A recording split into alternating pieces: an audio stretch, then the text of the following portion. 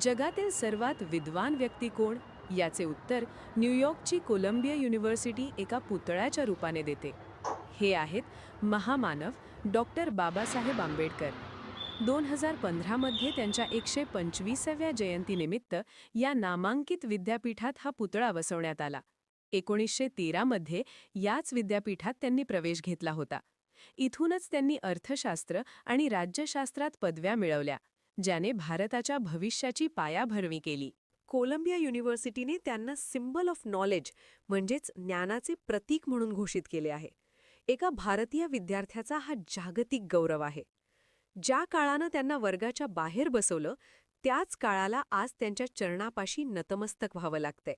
शाळेच्या उंबरठ्याबाहेरून सुरू झालेला हा प्रवास आज कोलंबियाच्या सर्वोच्च शिखरापर्यंत पोहोचलाय. हा विजय केवळ त्यांच्या ज्ञानाचा आणि संघर्षाचा आहे.